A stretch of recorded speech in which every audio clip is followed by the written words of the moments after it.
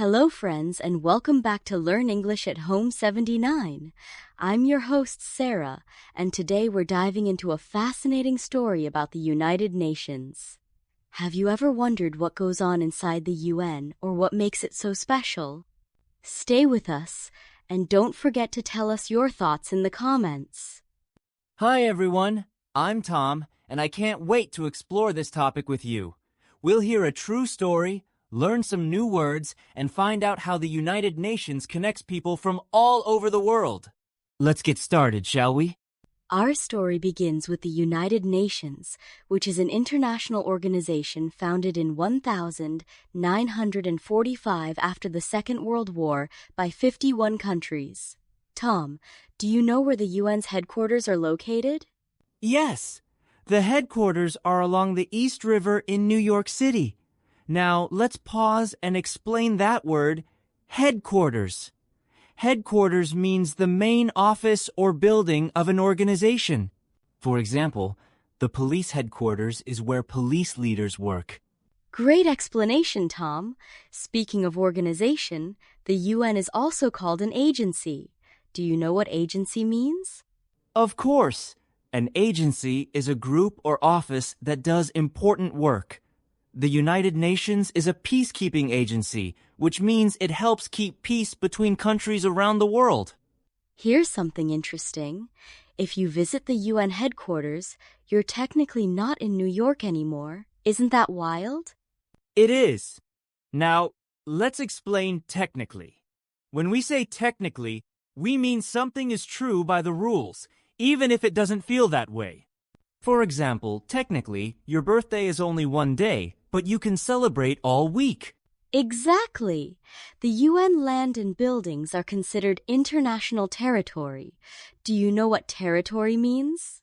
Territory means an area of land under control of a country or group. The UN area is special territory, not part of New York or even the USA. When you walk around the UN, you'll see flagpoles with the flags of all 193 member states lined up. Tom, what's a flagpole? A flagpole is a tall pole for flying a flag. Outside schools or government buildings, you often see a flagpole. And the flags are arranged in alphabetical order in English. Let's pause and explain arrange. Arrange means to put things in a neat order. For example, you can arrange your books from A to Z, which means in alphabetical order. Alphabetical means following the order of the letters in the alphabet. Did you know the UN even has its own post office and postage stamps? Tom, can you explain what postage means? Sure. Postage is the money you pay to send a letter or package. For example, you put a postage stamp on your envelope so it can be mailed. But don't worry about money exchange. The UN uses the US dollar as its currency. Now, what's currency? Currency is the money a country uses. For example, Japan uses the yen, but at the UN, everyone uses US dollars. The United Nations uses 6 official languages: Arabic, Chinese, English, French, Russian, and Spanish. Tom, one of those is Mandarin. What does Mandarin mean? Mandarin is the main language spoken in China. It's a type of Chinese. Many people in China and around the world speak Mandarin every day. That's right. Having many languages makes the UN a very multicultural place. It helps people from different countries understand each other better. UN rules override the laws of New York City. Tom, let's explain override. Override means to be more important than something else. So, UN rules are stronger than New York laws inside the UN. But this doesn't mean you can commit crimes there. What does commit mean in this context? Commit means to do something, usually something wrong or illegal. For example, to commit a crime means to break the law. And is there immunity for criminals? No, there's no immunity. Immunity means protection from punishment. No one gets away with crimes at the UN. Believe it or not, the land where the UN now stands used to be a slaughterhouse. Tom, can you explain slaughterhouse? A slaughterhouse is a place where animals are killed for meat. Now, instead of a slaughterhouse, the UN is a peacekeeping agency. That leads us to peacekeeping. What does that mean? Peacekeeping means trying to keep peace and stop fights. The UN sends people to countries to help stop wars and violence. Some people think it's great to be a neighbor to the UN. Tom, what's a neighbor? Neighbor means a person or place next to you. If your house is next to the UN, you are its neighbor. But every time a dignitary like a president or prime minister visits, streets close. Can you explain dignitary and minister? A dignitary is an important person, like a president or prime minister. A minister is a high official in the government. And what about a diplomat? A diplomat is a person who represents their country in another country. Diplomats work at the UN to solve problems and make agreements. Here's the fun part. You don't need to be a diplomat to visit the UN. Tours are available in many languages. Tom, can you explain available? Available means something you can use or do.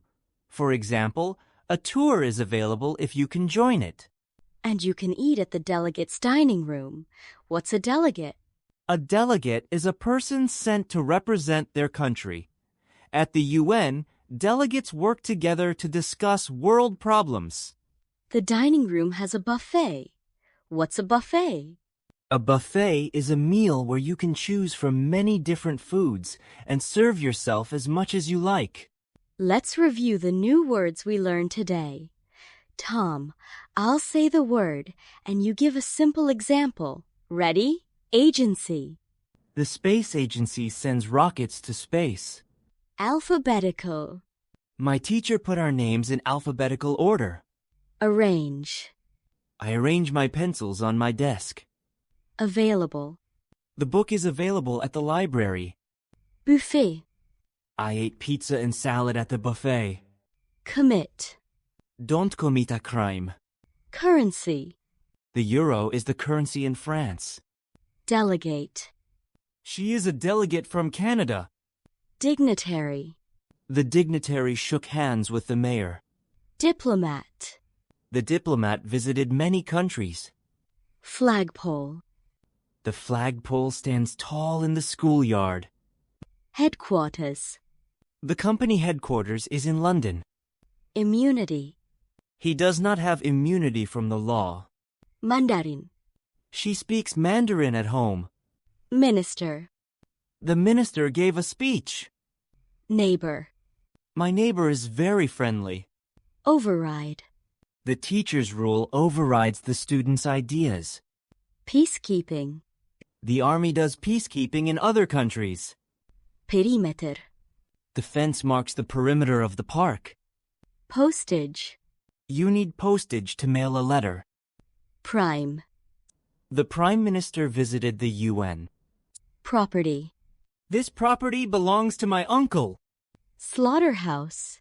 The old slaughterhouse is now a museum. Technically. Technically, it's not summer yet. Territory. This land is their territory. To help you remember these words, try writing your own example sentences or make flashcards with pictures. Practice saying the words out loud every day. Repeating words and using them in your daily life helps you remember faster. You can also use them in simple conversations with friends or family. Now it's your turn. Would you like to visit the United Nations? Why or why not? Or what do you think would be the most interesting part of the tour? Let us know your answer in the comments below. We love hearing your ideas. Don't be shy. Every answer helps you practice your English. Thank you for joining us for another episode of Learn English at Home 79. Remember, learning English takes time and practice, but you're doing great. Keep coming back, and each day you'll understand more and more. Stay curious, stay positive, and keep practicing. You're not alone. Your community is here to help you. Until next time, take care and have fun learning English. Here's a quick tip before we go. Try to use at least one new English word each day in a real conversation. The more you use it, the easier it will become. That's right. Remember, practice makes progress. Keep going, and you'll be amazed at how much you can learn. Goodbye, everyone.